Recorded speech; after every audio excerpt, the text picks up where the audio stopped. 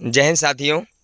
आज हम सब एक महत्वपूर्ण टॉपिक के ऊपर चर्चा करने वाले हैं और उस टॉपिक का नाम है कि भारतीय शासन का स्वरूप एकात्मक या संघात्मक कैसा है। हमारे देश में एकात्मक शासन व्यवस्था का बोलबाला ज़्यादा है या संघात्मक शासन व्यवस्था का बोलबाला ज़्यादा है, यही मेन टॉपिक है। तो मैं सबसे पहले आप लोगों को बताऊं कि हमारे यहाँ जो एकात्मक शासन व्यवस्था और संघात्मक शासन व्यवस्था है, ये शासन के प्रकृति के आधार पर या शासन के स्वरूप के आधार पर दो भाग हैं शासन के। गवर्नमेंट के 2 पार्ट्स माने गए हैं, unitary government and federal government. एकात्मक शासन व्यवस्था और संघात्मक शासन व्यवस्था। एकात्मक शासन व्यवस्था में केवल एक स्तर पर सरकारें होती हैं और संघात्मक शासन व्यवस्था में 2 स्तर पर सरकारें होती हैं। पहली बात, एकात्मक शासन व्यवस्था में यदि कहीं अपवाद स्वरूप राज्यों में सरकारें पाई भी जाती हैं तो वे राज्य सरकारें केंद्र के प्रति उत्तरदायी होती हैं। राज्यों को सारी शक्तियां केंद्र के द्वारा ही प्राप्त होता है। यह एकात्मक शासन व्यवस्था का मूल है, विशेषता है, गुण है। एकात्मक शासन व्यवस्था में यदि हम बात करें तो इसमें केवल केंद्र स्तर पर सरकार होगी, लेकिन इसकी कुछ विशेषताओं को जानना अति आवश्यक है। और वो विशेषता है कि एकात्मक शासन व्यवस्था में एकहरी नागरिकता होनी चाहिए, मतलब देश की नागरिकता लोगों के पास होनी चाहिए, राज्यों की नागरिकता होने की कोई आवश्यकता नहीं है। एकात्मक शासन व्यवस्था में भारत में आज एकहरी नागरिकता की विशेषता पूर्णतः पाई जा रही है। जम्मू कश्मीर से 370 आर्टिकल जो हटा, 370 आर्टिकल जब हटाया गया, 35A को रिमूव किया गया, तब से जम्मू कश्मीर से लेकर कन्याकुमारी तक और गुजरात से लेकर सौराष्ट्र तक, गुजरात के सौराष्ट्र से लेकर अरुणाचल प्रदेश में नामचा बरवा तक, पूरा जो अरुणाचल प्रदेश जो हमारा पूर्वी भाग है, जो पश्चिमी भाग गुजरात है, यहाँ तक सभी लोगों में, सभी राज्यों के निवासियों में एकहरी नागरिकता, भारत की नागरिकता। हाँ, निवासी आप अलग अलग राज्य के हो सकते हैं, सभी लोगों का डोमिसाइल सर्टिफिकेट डिफरेंट स्टेट के हो सकते हैं, लेकिन नागरिकता तो हम सबके पास एक ही है, वह नागरिकता है भारत की नागरिकता। तो एकात्मक शासन व्यवस्था में एकहरी नागरिकता होनी चाहिए और एकहरी न्यायपालिका भी होनी चाहिए। सिंगल जुडिशरी, जुडिशरी का मतलब, सिंगल जुडिशरी का मतलब कि केवल जो सेंट्रल लेवल पे जुडिशरी होगी, सबसे अपर लेवल पे उसका इंपॉर्टेंस ज़्यादा होना चाहिए, उसका डिसीजन सर्वमान्य होनी चाहिए। यह एकहरी न्यायपालिका। एकात्मक शासन व्यवस्था में केंद्र और राज्यों में शक्तियां भी स्पष्ट रूप से बंटने की कोई आवश्यकता नहीं, क्योंकि एक स्तर की सरकार यहाँ पर सर्वोच्च होती है, केंद्र स्तर। केंद्र राज्यों को जितना अपना शक्ति देगा उतना ही उसको मिलेगा, अन्यथा जो वह नहीं दे, जो वह उनकी शक्तियों को लेना चाहेगा तो वह केंद्र सरकार ले भी सकता है। यह एकात्मक शासन व्यवस्था की विशेषता है। और अगर मैं और विशेषताओं पर गौर करूं तो एकात्मक शासन व्यवस्था अगर भारत के संदर्भ में देखा जाए, हम अपने देश के संदर्भ में यदि बात करें तो हमारे यहाँ भारत में एकात्मक शासन व्यवस्था के तहत कुछ विशेषताएं विशेष रूप से पाई जाती हैं। जैसे आपातकाल में केंद्र का शक्तिशाली होना। में जब इमरजेंसी का अनाउंसमेंट होता है हमारे यहाँ, तो इमरजेंसी के टाइम केंद्र सरकार राज्य सूची के विषयों पर भी, स्टेट लिस्ट के सब्जेक्ट मैटर्स पर भी लॉ बना सकता है, लॉ में कर सकता है। यह केंद्र को शक्ति मिला हुआ है। तो यह एकात्मक शासन व्यवस्था का भी विशेषता हुआ कि आपातकाल में केंद्र का शक्तिशाली होना। इसके बाद अगर 3 सूचियों की बात हम करें, संघ सूची, राज्य सूची और समवर्ती सूची, यूनियन लिस्ट, स्टेट लिस्ट और कॉन्करेंट लिस्ट की बात करें, जो सेंट्रल गवर्नमेंट और स्टेट गवर्नमेंट के बीच में लेजिस्लेटिव पावर का डिस्ट्रीब्यूशन किया गया है, इसी के अकॉर्डिंग अगर इसमें हम बात करें आपसे, तो सबसे महत्वपूर्ण जानकारी हम सबको यह जाननी चाहिए कि जब भी हम एकात्मक शासन व्यवस्था और संघात्मक के बारे में चर्चा करें तब 3 लिस्ट की चर्चा जरूर करनी चाहिए। ये जो 3 लिस्ट हैं, यूनियन लिस्ट, इसके ऊपर मेकिंग लॉ जब भी करेगा तो सेंट्रल गवर्नमेंट करेगा। 97 सब्जेक्ट मैटर्स थे पहले, प्रेजेंट टाइम में इसमें 100 सब्जेक्ट मैटर्स हैं। अगर कुछ एग्जाम्पल के रूप में हम कुछ सब्जेक्ट मैटर्स को देखें तो हम कह सकते हैं कि जैसे रेलवे, संचार व्यवस्था जो कम्युनिकेशन का सिस्टम है, जो बैंकिंग सिस्टम है, करेंसीज हैं, मुद्रा, जो फॉरेन अफेयर्स हैं, वैदेशिक मामले हैं, ये सब जो भी मामले हैं, इन सब के जनगणना का मामला हो, सेंसस का, इन सब के ऊपर कानून बनाने का अधिकार केंद्र सरकार को है। ऐसे ही 100 सब्जेक्ट मैटर्स संघ सूची में शामिल हैं। राज्य सूची की बात करें तो राज्य सूची के विषय, अगर राज्य सूची में बात करें तो स्टेट गवर्नमेंट ही इसके ऊपर लॉ मेकिंग करता है। इसमें पहले 66 सब्जेक्ट मैटर्स थे, 66 विषय पहले इसमें थे, लेकिन अब वर्तमान समय में अगर देखा जाए तो 61 सब्जेक्ट मैटर्स इसमें बचे हैं राज्य सूची में। राज्य सूची में कुछ महत्वपूर्ण विषय हैं, क्योंकि एक अमेंडमेंट हुआ था, आपको मैं बता दूं, 42nd कॉन्स्टिट्यूशनल अमेंडमेंट एक्ट 1976। इस अमेंडमेंट के अकॉर्डिंग स्टेट लिस्ट के 5 सब्जेक्ट मैटर्स को रिमूव कर दिया गया और उसको कॉन्करेंट लिस्ट में शिफ्ट कर दिया गया। जैसे एजुकेशन को जो हमारे यहाँ 42वें संशोधन के द्वारा राज्य सूची से हटाकर उसे समवर्ती सूची में ऐड कर दिया गया। इसीलिए एजुकेशन के ऊपर सेंट्रल गवर्नमेंट भी लॉ बना सकता है और स्टेट गवर्नमेंट भी लॉ बना सकते हैं। Both level of government making of laws कर सकते हैं। एजुकेशन के ऊपर, जस्टिस के ऊपर, इन्वायरमेंट के ऊपर, फॉरेस्ट एंड वाइल्ड लाइफ के ऊपर।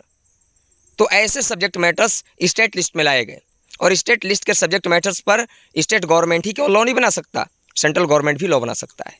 लेकिन 3 कंडीशन है। फर्स्ट कंडीशन है कि 2 या 2 से अधिक राज्यों के कहने पर, यदि 2 और मोर स्टेट सेंट्रल गवर्नमेंट से कहे कि आप हमारे सब्जेक्ट मैटर्स के ऊपर लॉ मेकिंग करें, तो लॉ मेकिंग कर सकता है। दूसरी पॉइंट, आपातकाल के समय, जब भी हमारे यहाँ आपातकाल इमरजेंसी अनाउंसमेंट होता है तो सेंट्रल गवर्नमेंट स्टेट से ज़्यादा पावरफुल हो जाता है और यहाँ तक कि स्टेट गवर्नमेंट के भी कुछ पावर्स जो होते हैं वो सेंट्रल गवर्नमेंट के पास चले जाते हैं, शिफ्ट हो जाते हैं। तीसरी बात, यदि राज्यसभा, जो राज्यसभा हमारे यहाँ सेकेंड एंड अपर हाउस कहा जाता है, पॉपुलर हाउस कहा जाता है, तो ये जो राज्यसभा है, यदि स्टेट लिस्ट के किसी सब्जेक्ट मैटर्स को नेशनल इंपॉर्टेंस अनाउंसमेंट कर दे, यदि राज्यसभा राज्य सूची के किसी विषय को राष्ट्रीय महत्व अनाउंसमेंट कर देता है, घोषित कर देता है, तो भी केंद्र सरकार राज्य सूची के विषयों पर कानून बना सकता है। अब आइए समवर्ती सूची के बारे में हम देखते हैं। समवर्ती सूची जो है, इसमें दोनों लेवल की स्तर की सरकारें कानून बना सकती हैं, केंद्र सरकार भी और राज्य सरकार भी। लेकिन जो केंद्र सरकार है इसमें मोर पावरफुल है, क्योंकि अगर समवर्ती सूची के ऊपर कानून बनाने की बात करें तो केंद्र सरकार ज़्यादा पावरफुल इसमें है, राज्यों को शक्तियाँ कम मिली हुई हैं। अगर इसके किसी विषय पर, जैसे एजुकेशन के ऊपर अगर विवाद खड़ा हो जाए, केंद्र सरकार कहे कि हम ग से गणेश पढ़ाएंगे, राज्य सरकार कहे कि हम ग से गधा पढ़ाएंगे, तब क्या होगा? ऐसे सिचुएशंस अगर क्रिएट हो जाएं तो ऐसे सिचुएशंस में वहाँ पर देखा जाएगा कि सेंट्रल गवर्नमेंट पावरफुल होगा। ग से गधा नहीं पढ़ाना है, ग से जब भी पढ़ाया जाएगा तो गणेश पढ़ाया जाएगा, क्योंकि सेंट्रल गवर्नमेंट का यही कहना है। तो सेंट्रल गवर्नमेंट यहाँ भी पावरफुल हुआ। और एक आता है रेसिडुअरी पावर, अवशिष्ट विषय। अवशिष्ट विषयों पर कानून बनाने का अधिकार भी केवल और केवल केंद्र सरकार को है। अवशिष्ट विषय उसे कहते हैं जिनका स्थान तीनों सूचियों में नहीं है या जो बहुत बाद में जोड़े गए, जैसे साइबर क्राइम वगैरह जो हो रहा है प्रेजेंट टाइम में, ये बहुत बाद में हमारे यहाँ स्टार्ट हुआ। संविधान जब बना था तो उस समय ये सब हमारे यहाँ डेवलप नहीं हुए थे, उनका स्थान संविधान में नहीं था। और तो समवर्ती सूची की अगर हम बात करें तो समवर्ती सूची में वर्तमान समय में विषयों की संख्या कितनी हो चुकी है? समवर्ती सूची में विषयों की संख्या पहले था 47, लेकिन वर्तमान में 52 हो चुका है, क्योंकि 5 इसमें ऐड हो गए, राज्य सूची से हटाकर समवर्ती सूची में जोड़ दिए गए। तो मतलब कि ये तीनों के ऊपर, सूचियों के ऊपर केंद्र सरकार हावी हुआ, तो हमारे यहाँ एकात्मक शासन व्यवस्था का विशेषता भी है। अब इसके बाद केंद्र और राज्यों में जो शक्तियों का विभाजन होता है एकात्मक में, वह पूरा क्लियर नहीं होता और लचीला संविधान होता है, फ्लेक्सिबल कॉन्स्टिट्यूशन यहाँ पे होते हैं। अब इसी के अपोजिट यदि मैं फेडरल गवर्नमेंट की बात करूं तो फेडरल गवर्नमेंट में बोथ लेवल पे गवर्नमेंट होती हैं, केंद्र स्तर पे भी और राज्य स्तर पे भी। जो केंद्र स्तर की सरकारें हैं यहाँ पे संघात्मक शासन व्यवस्था में, उनके पास भी पावर होगा और स्टेट में भी पावर होगा। अगर पूरे वर्ल्ड की हम बात करें तो संघात्मक शासन व्यवस्था का सबसे बेस्ट एग्जाम्पल अगर कहीं पर है किसी कंट्री में, वो अमेरिका में पाया जाता है। हमारे यहाँ भारत में अगर हम देखें तो पहले संघात्मक शासन व्यवस्था की विशेषता को देखा जाए। इसमें 2 स्तर पर सरकारें होंगी, केंद्र स्तर पे और राज्य स्तर पे, और दोनों स्तर की सरकारों में शक्तियों का स्पष्ट विभाजन होगा। और ये दोनों स्तर की सरकारें अपनी शक्तियां कहां से प्राप्त करेंगे? तो जो अपने देश का संविधान है, कॉन्स्टिट्यूशन है, वहां से वे लोग अपने उसको अडॉप्ट करेंगे, राइट्स को लेंगे। यह उसी तरह से है जैसे माता पिता का इकलौता लड़का, वह एकात्मक शासन व्यवस्था के तहत है। उसके एग्जाम्पल के रूप में आप इसको देख सकते हैं कि आप इकलौते लड़के हैं अपने माता पिता के, तो एकात्मक शासन व्यवस्था का बोलबाला वहाँ पे होगा। और यदि 2 माता पिता के लड़के हैं, 2 भाई हैं यदि आप, तो आप ये मान लें कि वहाँ पर संघात्मक शासन व्यवस्था सबसे बेस्ट एग्जाम्पल होगा आप लोगों के बीच में कम्युनिकेशन के लिए, या शासन के स्वरूप में ही, शासन में भी पूरे वर्ल्ड में आप पावर को शेयरिंग करना पड़ेगा, क्योंकि वर्तमान जो ग्लोबलाइजेशन का समय है या पावर को शेयरिंग करने का समय है। पावर का बंटवारा होना चाहिए, शक्तियों का विभाजन होना चाहिए। एक व्यक्ति के हाथों में संपत्ति का एकत्रीकरण भी ना हो और एक व्यक्ति के हाथ में सारे संसाधन का स्वामित्व भी ना हो। ये दोनों चीज़ हमें नुकसान की ओर ही लेकर के जाएंगे, खुशहाली की ओर लेकर के नहीं जा सकते। तो संघात्मक शासन व्यवस्था की बात हम करें तो संघात्मक शासन व्यवस्था में 2 स्तर पर सरकारें होंगी। यहाँ का जो दोहरी नागरिकता होगा, यहाँ पे दोहरी न्यायपालिका होगा, यहाँ पे केंद्र की भी न्यायपालिका मजबूत और राज्य की भी न्यायपालिका मजबूत। बोथ लेवल की जो जुडिशरी है वह स्ट्रांग होनी चाहिए और ड्यूअल सिटीजनशिप होनी चाहिए, केंद्र का अलग और राज्य का अलग। जैसे जम्मू कश्मीर के लोगों को पहले वहाँ के लोगों को दोहरी नागरिकता प्राप्त थी, जब 370 और 35 से वहाँ पे लागू था।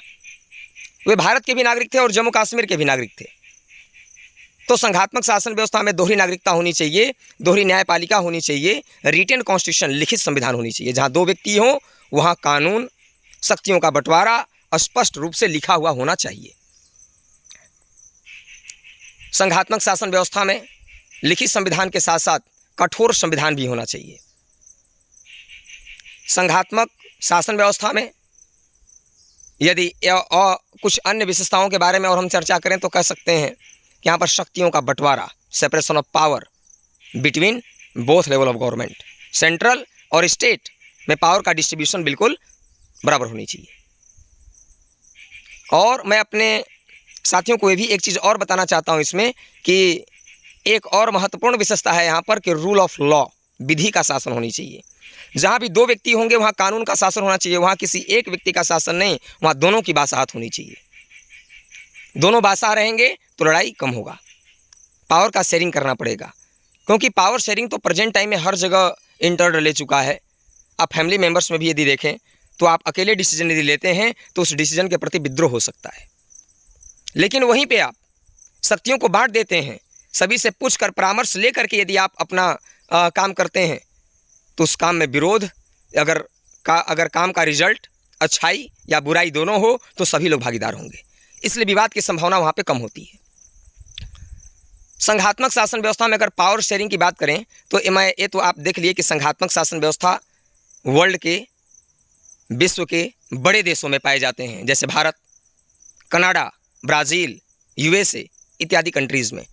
और यूनिटरी गवर्नमेंट जो एकात्मक शासन व्यवस्था है वह विश्व के छोटे देशों में पाए जाते हैं। श्रीलंका, नेपाल, भूटान, ये सब जो छोटे देश हैं यहाँ एकात्मक शासन व्यवस्था, क्योंकि एक स्तर की सरकार अपनी योजनाओं को जन जन तक पहुँचा सकती है। लेकिन संघात्मक शासन व्यवस्था अगर है तो संघात्मक शासन व्यवस्था में हम सबको यह देखना पड़ेगा कि सबसे बेस्ट फॉर्म ऑफ गवर्नमेंट यदि वर्ल्ड में यदि है तो संघात्मक शासन व्यवस्था। लेकिन अब भारत में क्या है? तो भारत में यदि हम बात करें तो एकात्मक शासन व्यवस्था की एक विशेषता भारत में नहीं पाई जाती, क्योंकि एकात्मक शासन व्यवस्था की महत्वपूर्ण विशेषता यह है जो केंद्र और राज्य में शक्तियों का अस्पष्ट विभाजन, पावर का डिस्ट्रीब्यूशन सेंटर और स्टेट में क्लियर नहीं होनी चाहिए, यह हमारे यहाँ नहीं पाया जाता, जबकि यह एकात्मक शासन व्यवस्था का लक्षण है। और संघात्मक का दोहरी नागरिकता और दोहरी न्यायपालिका भारत में नहीं पाया जाता, जबकि ये दोनों संघात्मक शासन व्यवस्था की विशेषताएं हैं। लेकिन भारत में नहीं पाए जाते। तो अब प्रश्न यह उठता है कि जो टॉपिक था हमारा कि भारतीय शासन का स्वरूप कैसा है, एकात्मक है या संघात्मक है। तो विद्वानों ने, हमारे इंडियन गवर्नमेंट एंड पॉलिटिक्स में कहा गया, विद्वानों ने बताया कि हमारे भारतीय शासन का स्वरूप जो है वह अर्धसंघीय है, क्वसी फेडरल है। कुछ एकात्मक की भी विशेषता है, कुछ संघात्मक शासन व्यवस्था की विशेषता है। इसका जरूरी भी था भारत में। जरूरी इसलिए था क्योंकि यदि आप गौर करेंगे इन बातों पे कि भारत अनेक भाषा भाषी वाला देश है, यहाँ अनेक जाति धर्म संप्रदाय के लोग निवास करते हैं और अलग अलग देशी रियासतें भारत में थीं। तो ये जो देशी रियासतें थी भारत में, ये को आज़ादी के बाद अंग्रेज़ों ने कहा कि आप या तो भारत के साथ रहना चाहें तो रहें, या स्वतंत्र देश के रूप में रहना चाहें तो रहें। लेकिन इनके पास, इन्होंने भारत के साथ सरदार वल्लभ भाई पटेल के नेतृत्व में भारतीय संघ में शामिल हुए और हमारे देश के भाग बने, अंग बने,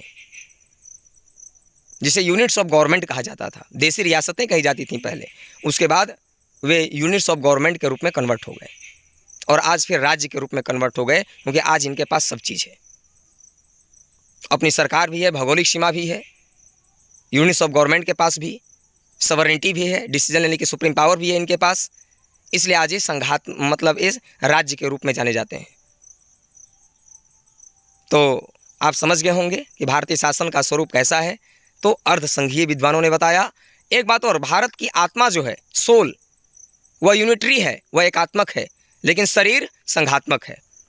आप भारत को यदि ऐसे देखें मैप में, तो आपको पता चलेगा कि भारत की भी अपनी एक बाउंड्री है और स्टेट का भी अपनी एक बाउंड्री है। तो यहाँ पर भारत में शासन के स्वरूप के बारे में यदि हम देखें, तो यहाँ पे आत्मा जो है भारत की, वह एकात्मक है, जिसे आप नहीं देखते, जो सामने से आपको नहीं दिखाई पड़ता, लेकिन जो बॉडी दिखाई पड़ता है, जो शरीर दिखाई पड़ता है, वह संघात्मक है। उसी तरह से तो ये क्वेश्चंस एग्जाम में भी पूछे जाते हैं कि भारत में शासन का स्वरूप कैसा है, एकात्मक, संघात्मक, अर्धसंघीय कैसा है। तो अब आप समझ गए होंगे कि भारत में शासन का स्वरूप अर्धसंघीय है, एकात्मक, संघात्मक के साथ साथ एकात्मक है। तो आज के लिए बस इतना ही। नमस्कार, जय हिंद।